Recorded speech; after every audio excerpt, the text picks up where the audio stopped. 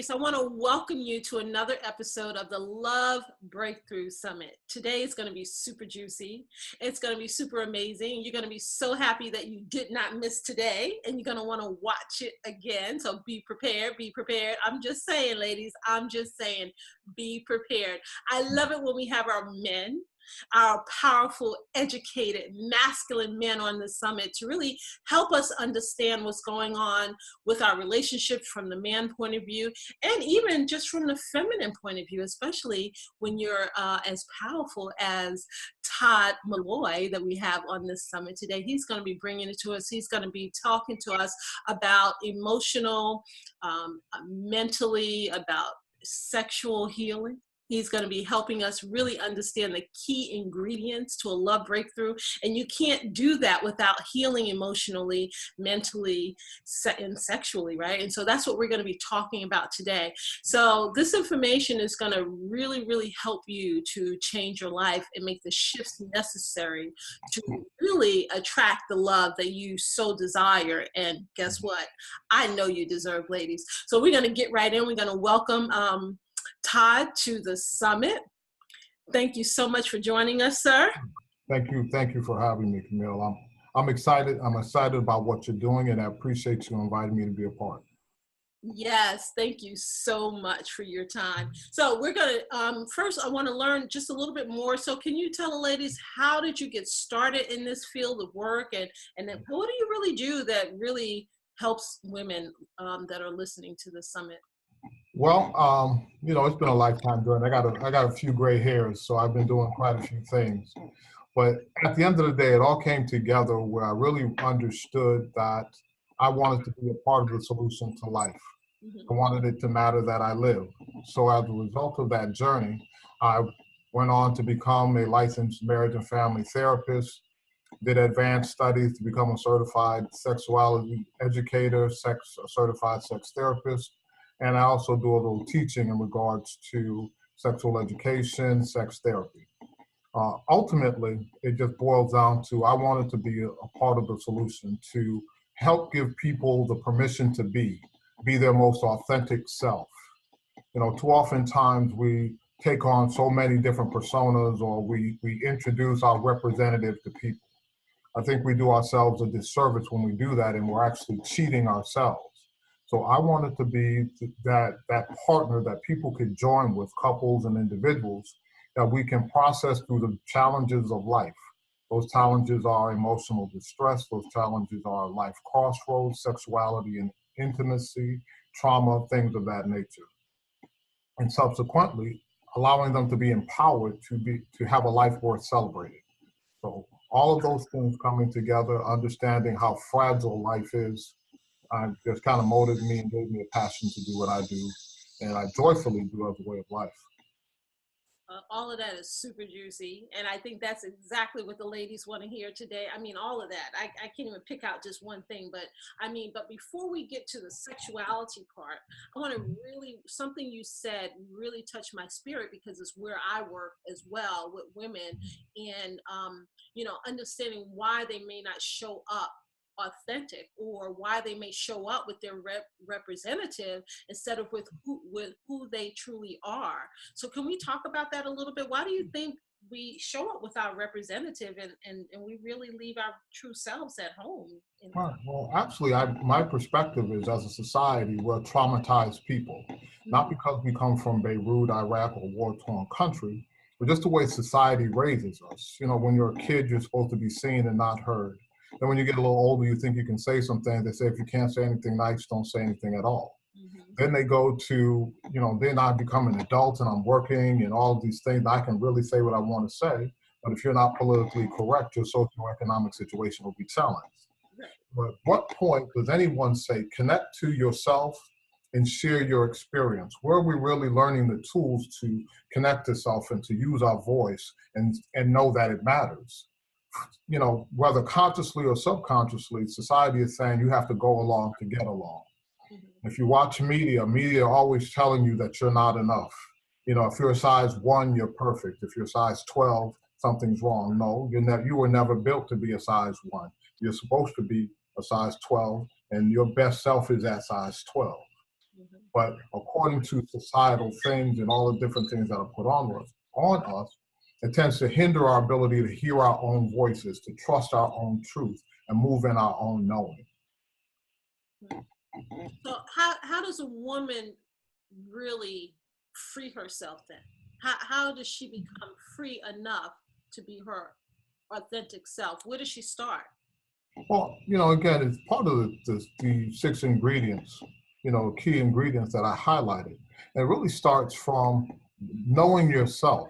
Mm-hmm. Freud said that he'd been doing a lot of work in regards to researching women and their sensuality. And the one question that hadn't been answered is, what do they want? I don't know that there's any one answer. I really believe the answer is unique to every woman, which requires her to do that self-exploration, to really identify what it is she wants. Mm-hmm. But before you really can know what it is you want, you really have to know who you are outside of the isms of life, outside of what has been pre-programmed for you to do, based on your cultural background, based on your religious backgrounds, based on just where you come from as a family. There's so many people putting on women in particular that you're supposed to be self-sacrificing, putting on women that you're supposed to pleasure and not be pleasured, that your private parts are private, but your private parts aren't supposed to be private from you. So women are taught to do personal self-exploration, body exploration, understanding how they want to be touched, validating their voice so that they can introduce people to who they are so that you can take good care of them. All the clothes you have on have directions on how best to care for them. But if a woman is not cultivated in using her voice and empowered that her voice matters, how will she ever be able to introduce herself to someone and teach that person how best to care for them? So I think it's just by societal design, and people like myself work towards empowering people to recognize their voice and trust their voice, that they allow themselves to be who they are. Yeah, so you're a lot like me, right? We're kind of societal rebels and causing people to have a breakthrough, right? Right, A love exactly. breakthrough and break through some of this. What you describe, when I teach, I actually call it kind of a hypnotic rhythm. We're kind of in this hypnotic or human rhythm where we do what our parents did, and we don't question it. And like you said, we don't speak because we're not supposed to. And like you said, that it's never really a good time to speak. And by the time we find our voice, we're not politically correct. And I know exactly what you mean, because I was one of those people. I've been in and out of kind of corporate America, and always had my own business because I never quite fit. I just don't fit with following along with what they want me to say and what they want me to be. Although I had the most knowledge in the areas that I worked in, they wanted me to be to be right under the person they wanted to make the highest one in the department, because they didn't want me to be the face, because I wasn't always politically correct, although I was right.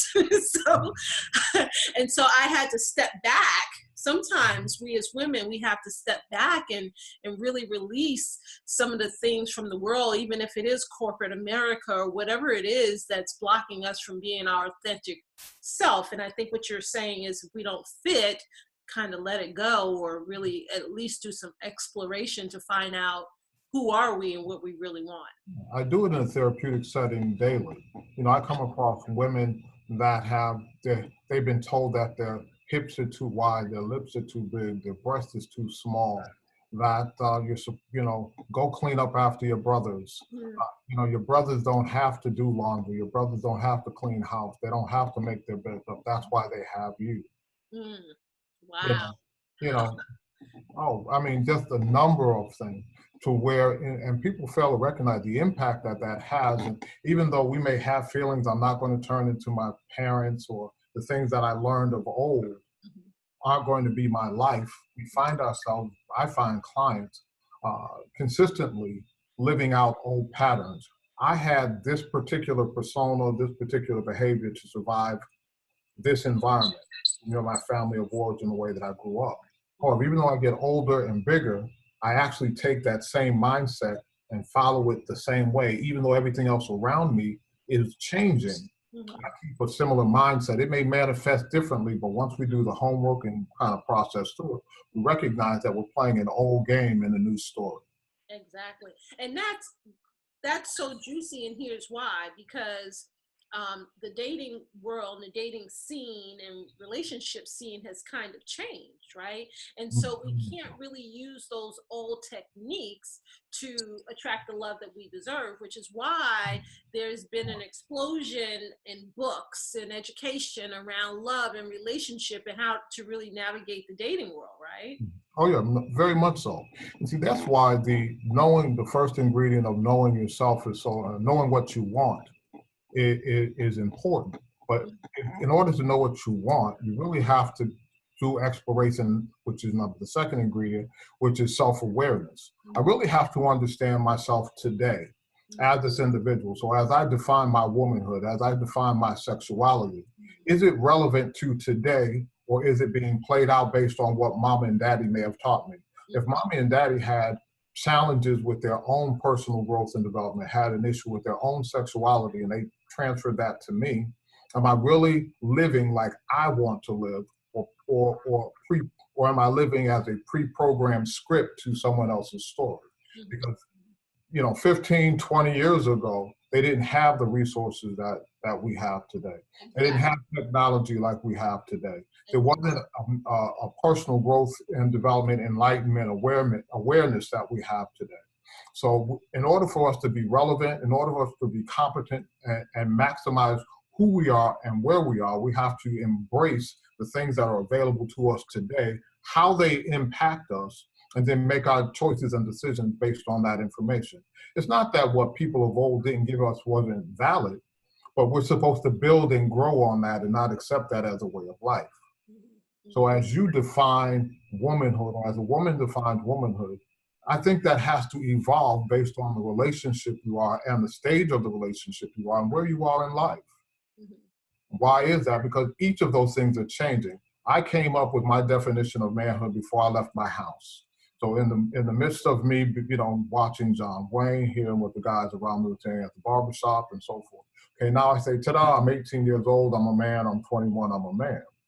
However, but when I grow to get involved in committed relationships, I really have to assess if that manifestation of manhood is appropriate for the relationship that I'm in, based on the person that I'm in relationship with. Because I have to know myself well enough to be able to talk to them, where she would share with me who she is. And then we're collaborating on how this needs to look for us, not based on old script or old history. So it's important that the woman knows who she is aware of who she is, has explored herself personally, sexually, such that now I can introduce to you who I am, and now you decide whether you want the real me or you want something else. Because I really only want who wants me. Right. Oh, that's so juicy. You keep alluding to these 6 key ingredients. Correct. So I want to really talk to you about them, because I know people are probably saying, "What? He's only mentioned 2." So Okay. I want to All talk right. about, where did these key ingredients come from, and what are they? Let's kind of walk through them. I know we Right. mentioned 2 of them. Right. Right. Well, my key ingredients really come from my collage of life. It comes from my academic learning, my professional learning, comes from my life experience.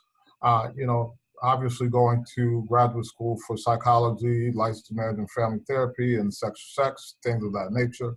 You glean academically the information, research. However, I've lived life. I've lived long enough, been through enough to experience life. I've been disappointed. I've disappointed others, so forth. But through that process, really came up with those key ingredients because for love breakthroughs, because I've had love breakthroughs, and I'm still having them.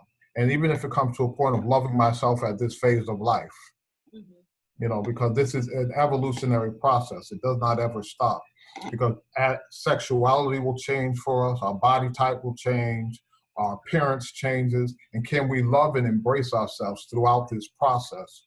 And are we willing to not look external for validation, but internally for validation, such that the environment doesn't matter as long as I'm good with me? You need to say that one more time, because that was super juicy. right? I say that all the time.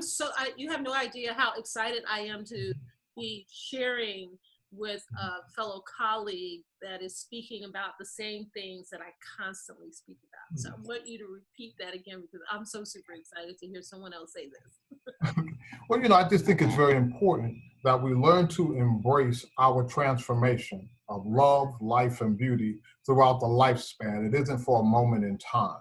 Right. But through that, we're not looking externally, but internally to embrace our true and authentic self, to be happy and pleased with what my offering is and what my appearance is. I laugh because my kids have teased me a lot about this. They say, Dad, you got a big head, little ears, and little eyes. And it doesn't. I said, yes, but guess what? For me, it works. And my head is so big because I got more brains than you. So I am uniquely designed to maximize who I am.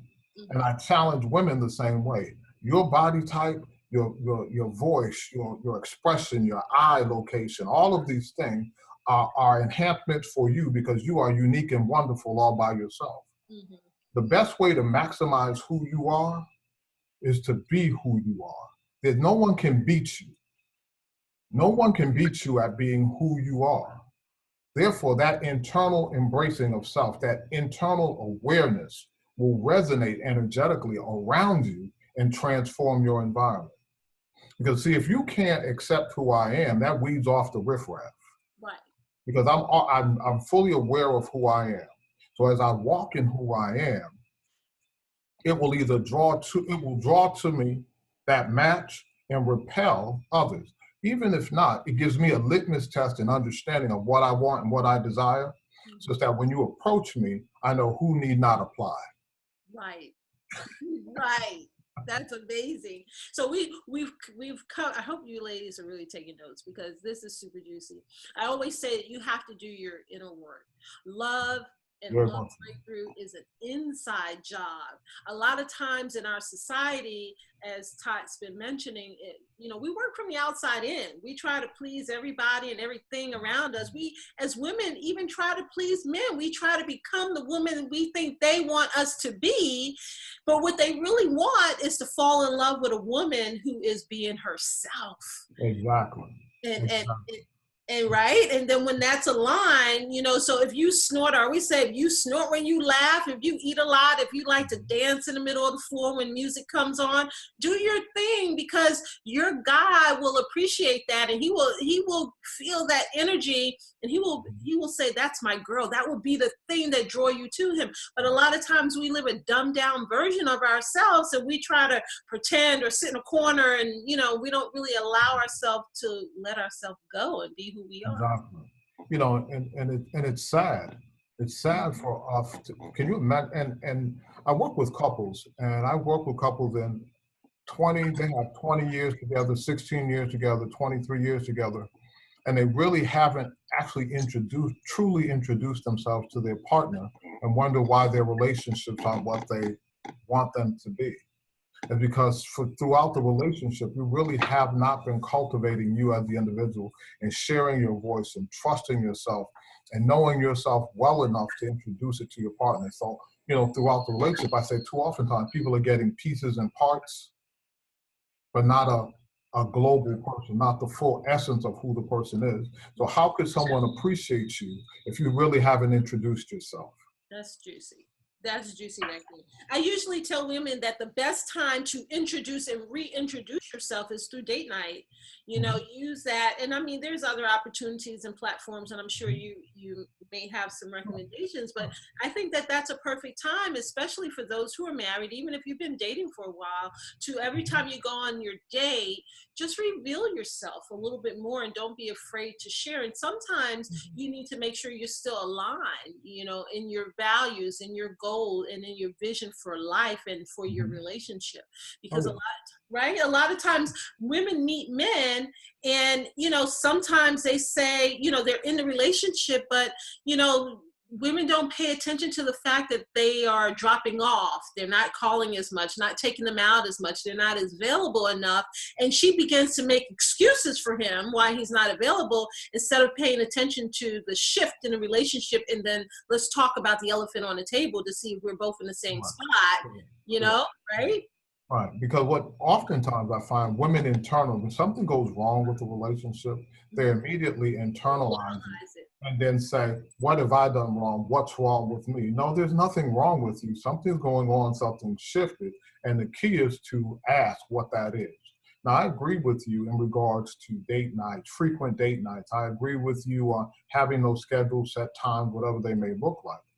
But one of the key ingredients, but something I'll talk about quite often, is being present, honest, sincere in every moment. If we can live a life where I am open and honest with you in every breath, I am consistently polishing the rock to smooth it for success. That means that too often times we often have the second conversation. Okay, here someone said something to us. So as opposed to sharing our experience, what we do is we take an experience and we process it through our brain and we give them an output. And then they respond to the output, but not fully understanding the underpinning. Because, we'll have a thought in our mind, but we'll explain why we don't need to say it that way. We need to say something else. We have to make it politically correct. Or, I just won't say anything because I don't want to start an argument. I don't want to start a fight. Well, I'm afraid of losing him. Right, exactly. But my point is, if you're not willing to fight for the relationship, if you're not willing to fight for the relationship, you're actually eroding the relationship. If I am not willing to say, hey, hold on, something doesn't fit, I'm not comfortable.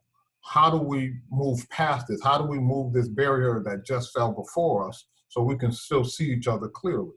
But if I let this barrier fall in front, then this barrier fall in front, this barrier fall in front, and then about 10 barriers in front, then I want to talk.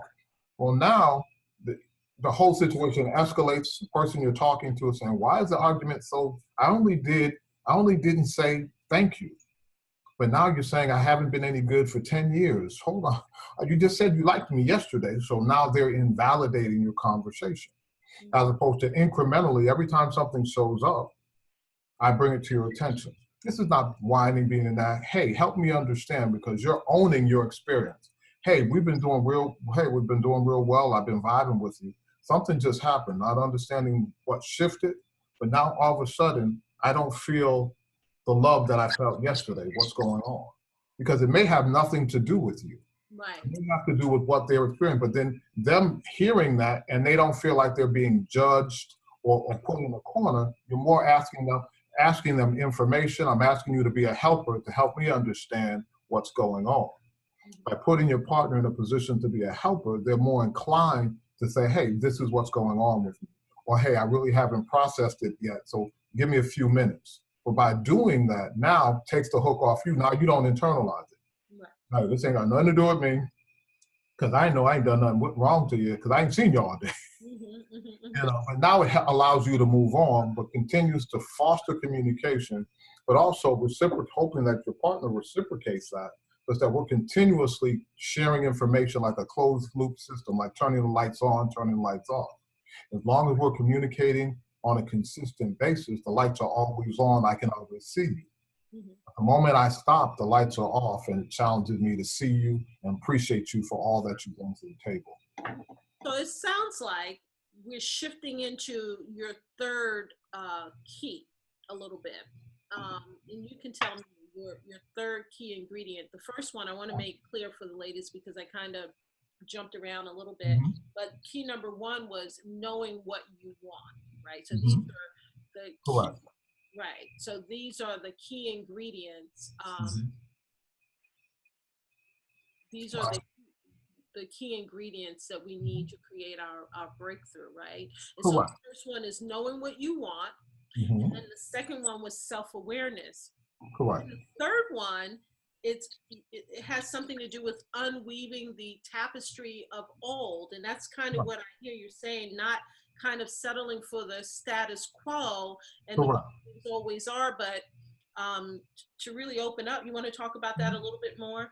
What it is that I believe that as we're going through life, we're creating a story. We're developing this tapestry, and it has pretty bright colors and shapes and designs. But all those colors, shapes, and designs are based on the information of old. those from family of origin, from society, etc. Mm-hmm. However, but in our adult selves, and as we're moving along the process, we have to really understand, are these things really relevant to us? Is this story, how I see it, really my truth today? Mm-hmm. Now, with that, it's very difficult to just say, okay, I thought one thing yesterday, now I'm going to think something today. For example, I have a client that a very attractive woman, and she's always been taught to enhance her beauty. They put her in pageants, they did all of these things. However, then as she got older, and she's looking around the room with other pageant people or beautiful people, she's saying, there's more to me than this. Mm-hmm. But she actually didn't know what that was, because all she was bred to be was an external person. Hey, it's what I look like on the surface. So in the process of that, most of the thoughts she had was, when I get dressed, I have to look like this. When I do this, I have to smile. I have to smile. I have to do this. I have to be on. Mm-hmm. Mm-hmm. Now, as she became more of an awareness, it's like, no, I can actually relax. Mm-hmm. Now I can be, but now why am I making these choices and decisions? Why am I dating him? Mm-hmm. Because we look like Ken and Barbie? Or does he really do for me what intrinsically I need for myself? And does he create for me an experience where I can love myself, love him, and cultivate and explore together, that we have shared views and vision?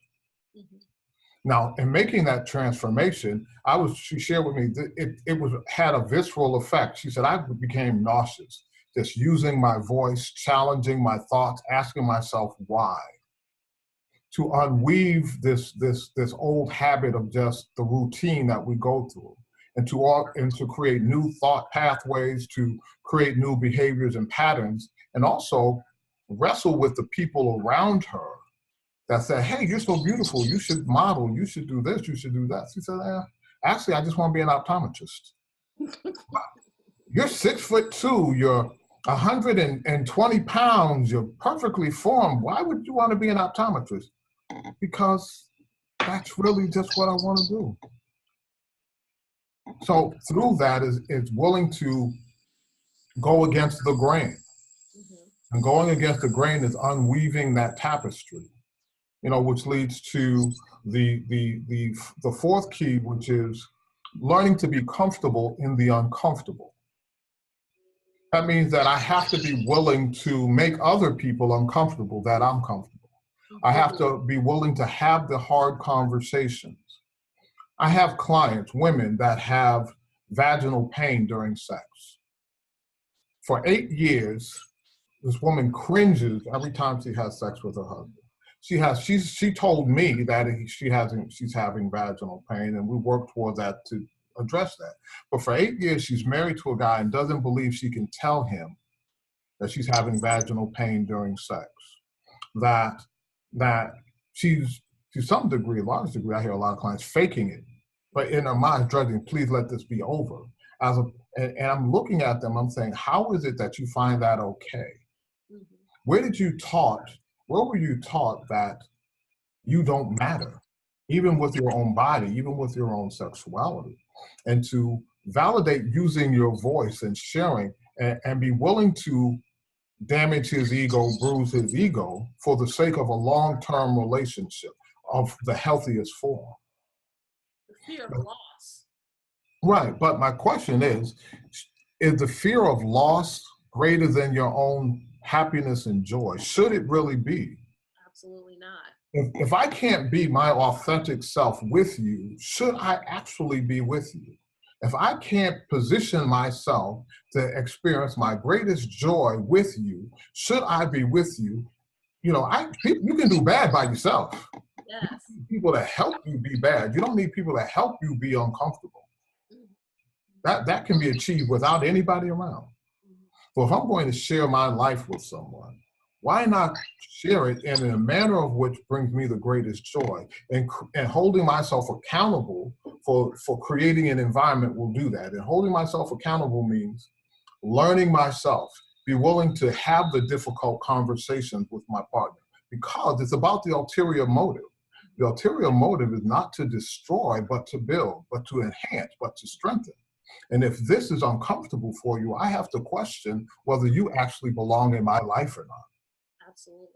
Right. So if the man can't help you become the best version of yourself, and he's actually causing you to hide, and you don't feel like No. you have that openness and that connection, and you can be vulnerable, and that he will actually receive you, right? So this is where a man has to really, I always say that my ideal man would love God more than he loves me. And he Mhm. would love me more than he loves himself. And so the correct order is God, himself. No, God, me, and then himself. And Mhm. so if I'm coming to you with something then that's hurting me, bothering me, you should have enough love for me to receive me and my feelings so that you can help be the solution and help make things better for us. Receive me, love me, not just in my beauty, Right. but even in my dark places. Yes. Yes. Love me with all my ish. Exactly. Exactly. You know, Yes. I've come across a number of women, varying genders, ethnicities, etc., body types, shapes. And my personal opinion is every woman has beauty. Hmm. Beauty is not relegated to a small group of people. It's at which point you maximize who you are, you're beautiful. Right. But the thing is that she has to believe in her own beauty, and somewhere, somehow, in the fabric of her life, in her old tapestry, she wasn't taught that she was beautiful, right? Right. Correct. Was not Correct. taught that just the way she is was Mhm. beautiful, no matter what culture. I have women in this summit and in my programs that are from all walks of life and Mhm. all different races, and I even look even at the Asian race. It wasn't until, I don't know, some of the new little um, kiddie movies that are coming out now featuring the Latino race or the Asian race as the hero or the little, fun little per character in the movie now. And it's just up till now that we're celebrating all these cultures, even the African American culture, with it's okay to have short, kinky hair. We were taught that, we needed to have long, curly, voluptuous hair to be beautiful, and not to appreciate the long, the short, maybe tight curl that's in our hair. Right. Right. Right. So, and with all of that, I come across a lot of women that are gorgeous, but Mm-hmm. have been so broken because their male partners, their partners will say that, well, I married you a size 8, now you're a size 10. That wow, your backside's a little bigger than I would hope it to be, so the terrain has changed. So, say some of the most hurtful things. And you have to wonder sometime what's going on with the woman that isn't challenging that perspective or commanding a higher level of respect or value of herself. And it's not so much for now you to be a bully or be offended, but really begin to internalize, hey, what's going on with me that he thinks that's okay?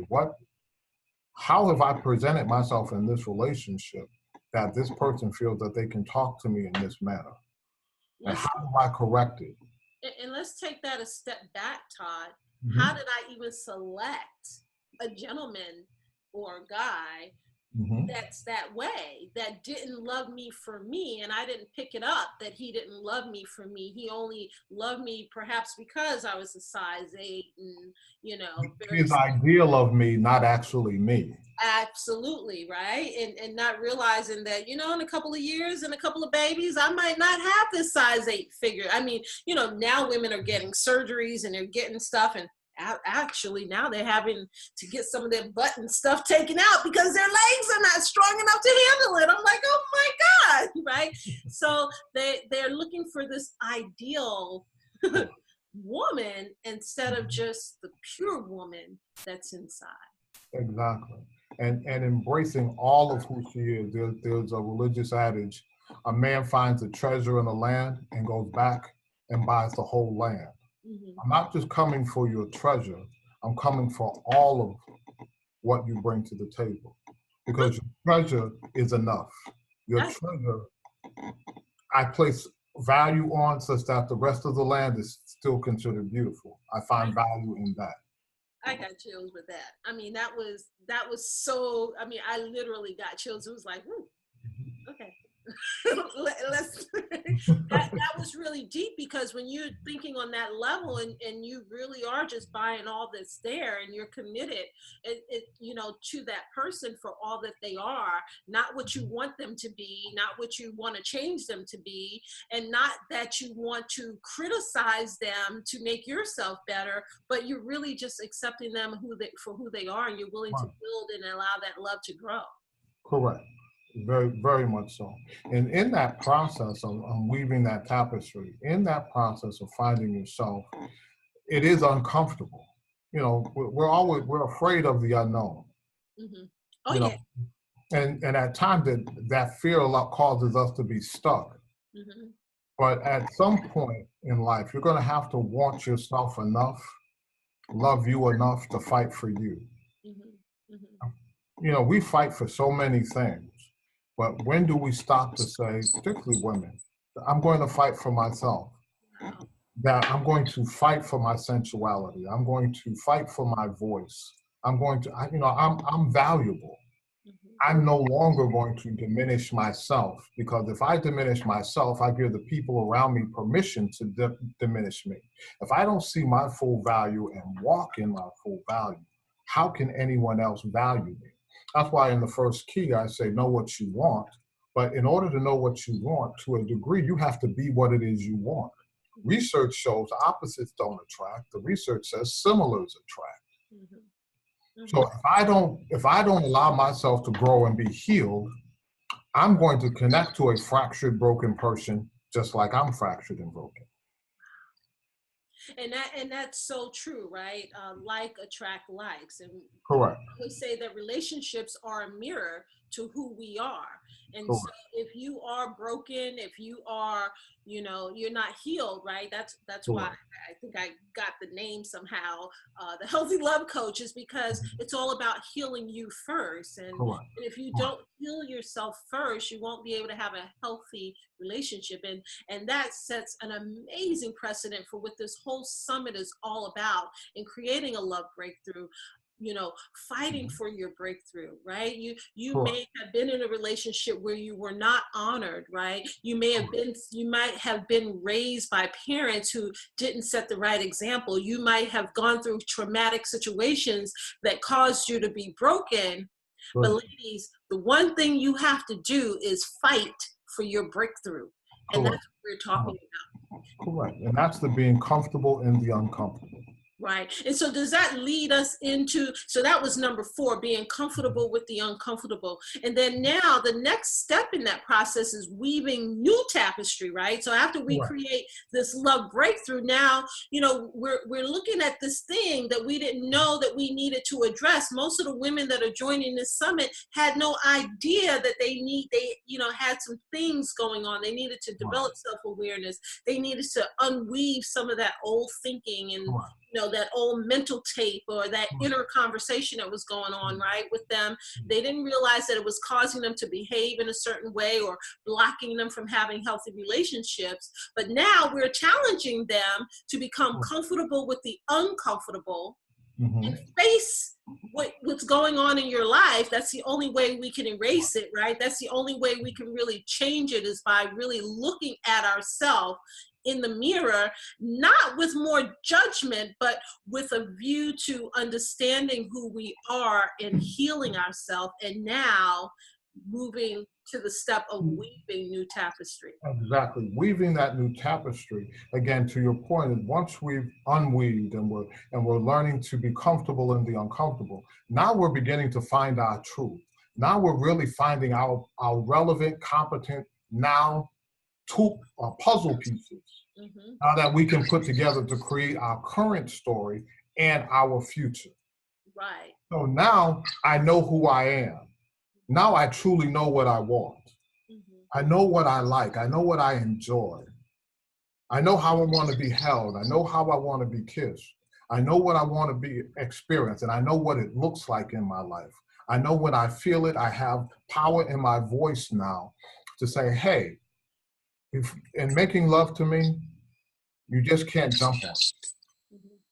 To love me means to make love to me for 24 hours first before you touch me. That means good morning and the kiss on the forehead. That means Make love to my mind before you come move on, to talk to me, my body. because intimacy is neck up, Right. not waist down. Absolutely. Right. So by picking up laundry or groceries and chatting with me throughout the day via text or whatever the case may be, holding my hand, asking me about my day. So by the time later on in the day, you don't even have to ask me, sir, because I'm all over you. Right. So a Now, lot of people think that foreplay is just the physical touching, licking, no, whatever. But no, it's no. all the things that you're talking about, that Right. emotional foreplay of making love to your mind before you even get to my Right. body. Yeah, people fail to recognize the largest sex organ is the skin. So Yes. now, so that means from head to toe. If you intimacy is touching from my head all the way down to my toe, mentally, physically, spiritually, and emotionally. Mm-hmm. And at which point we begin to really understand it that way and really pursue it from that perspective, we do ourselves and our partners a disservice. Talk to me. Let me know that we share similar visions. Let me know that you've heard me. Mm-hmm. Now, and then once we do physically touch, it's not you're not on a mission, a goal-oriented mission. This is an exploration. This is an experience, Mm-hmm. not an assignment. Mm-hmm. Mm-hmm. So in that assignment I know now that I don't like when you lick me on the ear. So in this new tapestry we've weaved, I'm sharing with you what my equation is to my body. It's the forehead kiss. It's the right here on the shoulder blade. Now you can touch my breast, but not first. Mm-hmm. That's probably 6, 7, 15 down the line. Mm-hmm. But I'm sitting with you through those dinner dates. We're talking about our equations. We're sharing dreams. We're sharing fantasy. I'm sharing my vision such that now you can help me cultivate my vision, whether it be in the home or whether it be in the boardroom. We can share collectively and have a reciprocating relationship because now we have openness, we have transparency, we have vulnerability, we have safety because I know myself well enough, like the instructions you have on clothes, I know myself well enough to share that information with you that you have best care. So no, when you met me, you thought I was lead crystal, but no, let me explain to you, no, I'm a fine china today. Right. And this is how fine china is cared for. And it's very important for you to be empowered to do these things, ladies, because this is really how you create that authentic relationship. We see pictures of people on social media. A lot of times people are not truly happy. They're just posting pictures and you don't know Correct. what's going on Correct. inside Correct. their home. But what we're talking to you about here is to really have a true love breakthrough and really have pure happiness. And to Todd's point, even in my own relationship, there was some things when I met my husband. I mean, number one, we're from two different coasts. People are people. He's from California. I'm from New Jersey, right? So we just got this cultural difference, right? Over there, the women just pour over the man, and over here, the men pour over the woman, right? It's a little bit different. And he had to teach me how he likes to be loved and touched and feel. And I was like, dude, that's arrogant. How dare you? You don't like what I'm bringing and what I'm doing? So it made me feel like something I was doing was wrong. But, and I got angry. I'm like, well, you're not going to get anything from me. But I had to realize but that's what he likes and he needs to get the enjoyment out of it. And then when, we got into the flow of our relationship, I started realizing, you know what? I don't like that way. And can you just, maybe if we just try shifting it a little bit and changing it this to that. And I don't want, this is not really a sex summit, so I don't want to go too deep on the, giving you too much visual, but, and when he made those shifts, I know for me, especially as a woman, like you said, most women fake it, but it really helped me to have a more natural orgasm because he was really pleasing me in the way that my body, my spirit needed to be pleased. And everybody knows his name that lives around us, right? Right. No, and see, you're making a point. First and foremost, let me share with you. I recognize this is not a sex summit. Yeah. However, but sexuality is a window to knowing who the person is. It's not a separate entity. Right. Actually, what it is how I feel of myself sexually and how it's even played out gives a therapist like myself and others an indication of your global self, not just that piece to a puzzle. And what I'm hearing is like the old tapestry. The old tapestry is previous relationships, being in New Jersey with New Jersey people. Now all of a sudden I meet somebody from California trying to have a New Jersey mindset. Right. Now that New Jersey mindset doesn't work in this new situation. So I could force this situation where he would not have been my husband and I would not have been his wife if we're going to try to force our histories in a new situation. As opposed to, no, what we're going to do is we're going to be uncomfortable in the uncomfortable and glean and wrestle through what we need to wrestle through, such that we create this new tapestry that's present, that's in the now, that really reflects both of us, not our histories that did not include us. Right. And what made that so critical, Todd, is what I share with my husband. And I'm going to share this. I haven't shared this with my community, I don't think, ever, but buckle up, ladies. And so, I'll be 50 in March, and I've been married to my husband for 4 years. I've known him for 6. And I have to tell you, in all of my 50 years, I was married for 17 years ago to my previous husband. I have never had a natural orgasm before. I was faking it too. I was saying, hurry up, get done, come, please, just let this stop, because a lot of men feel like, that's your orgasm. If you didn't get it, that's your problem. I got mine. If you didn't get yours, too bad. And I never was able to reach that point. But with my husband, it's like, there's not a time that I don't reach that point. And it's natural. It's not faked. It's welcome. I'm excited. I think about him now, and I think about him and my body starts to tingle. I'm like, oh, I'm getting ready. I'm excited. I can't wait till you get home. And the orgasm is already starting before he even says anything to me now, because we created that. We weaved new tapestry. We didn't hold on to that old stuff. Exactly. But we allowed ourselves to really get to know each other where we are now. We honored what we needed from each other. You were willing to be open. You were willing to be transparent and vulnerable with them. You were willing to authenticate your own voice and express that. So now you're truly opening yourself to receive everything that he has available to you. You're preparing a fertile ground to receive the love you want. But until you actually are aware of yourself, know what your wants, desires are, and willing to use your own voice, validate your voice, and share your truth, those things are not available to you. Right. Through your maturing process, you recognize the experiences that you want to have and recognize your responsibility, holding yourself accountable for your piece to the equation. I was always taught everybody owns their own orgasm. It's not for a man to give a woman an orgasm or for a woman to give a man.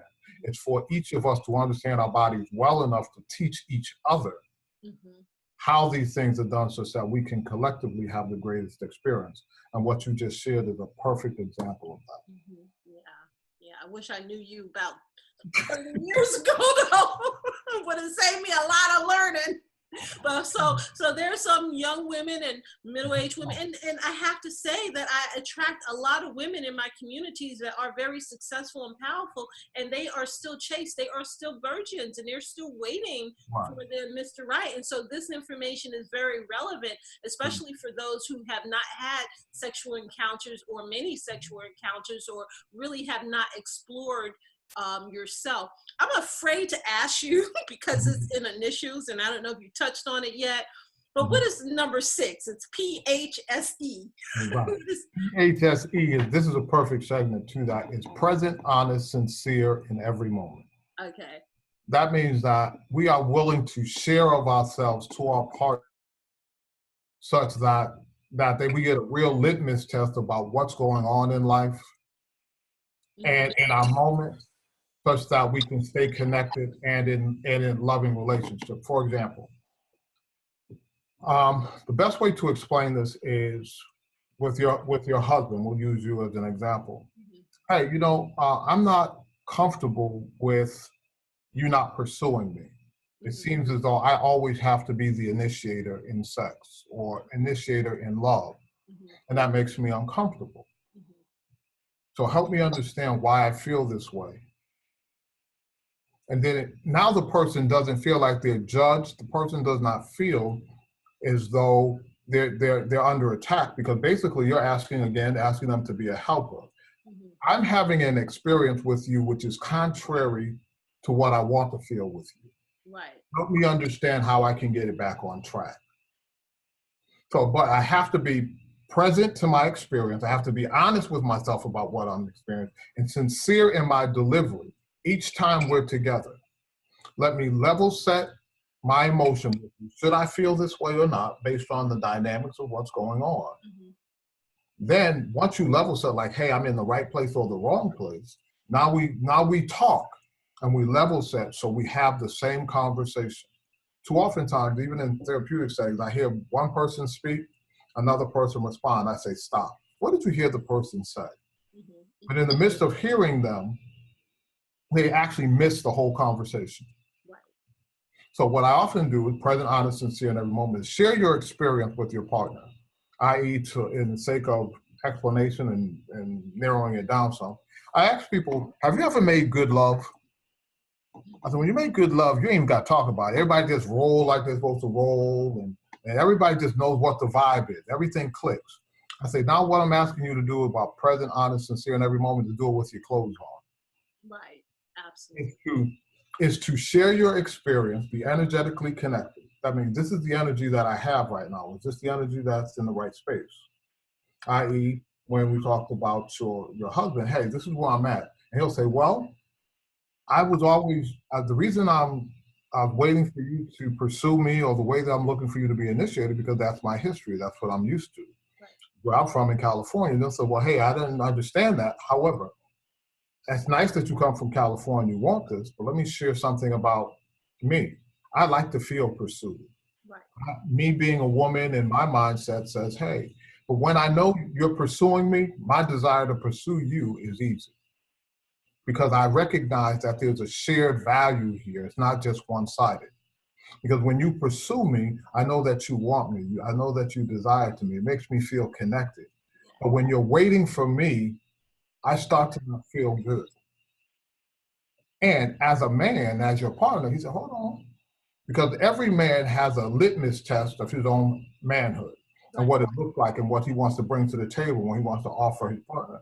And no man says, I want to get with this woman to make her miserable, make her unhappy, and I feel wanted and desired. So the moment she begins to share that, it causes him to say, hold on, time out. I don't want you to feel that way. Let me share with you my perspective, but now let me adjust it, because I want my actions and behaviors to reflect that I desire you, because I do. So now what you did was help him match his words to his actions, just by sharing your truth and willing to be vulnerable, transparent, and honest, present, honest, sincere in every moment. That fosters that continues to cultivate that love breakthrough that you found with this new person. Does that make sense? 100%. I think this was a fabulous way to get our Love Breakthrough Summit on the way. This has been super. Excellent. I feel like we need a part 2. Excellent. Thank you. I'm available. Okay, I might be calling you for part 2. So this has been super, super, super, super amazing. I think that, why don't you tell us about your free gift that you're offering the audience before we get out of here? Well, I do have a gift. I've all co-authored with Dr. Andrea Pennington. Who was also on the summit. Yes, right. A Time to Rise. And that I am one of the, authors. Again, the book is about transformation. It's soul-stirring stories of 29 different individuals that have journeyed through their own personal growth and development and professional transformation, that we're hoping and we believe will help people find their purpose and help them live their best lives. So I am also a co-author of that. So please feel free to go anywhere they're selling books, or also on my website. And that's one of the most recent projects that I've released recently. That is so amazing. And we thank you so much for sharing everything that you've said here today to really help us really understand what we're talking about here and how to create your love breakthrough. Ladies, what I'm going to ask you to do is, if you can please, please, please share this summit. Well, first of all, I want you to click on the link below the video. Make sure you take advantage of Todd's gift. It's a real generous gift, so please take advantage of that. And I want you to also show your gratitude by sharing the summit. This is going to be such a juicy summit. We're going to go deep. Every single speaker that's going to be on this summit is going to share their deepest knowledge, insight, and experience just to help you create your own personal love breakthrough. And I don't want you to miss a day, ladies. And please, if you need to go back, get some paper and pen and make sure you take some notes, listen to it again. I thank you so much for being here, Todd.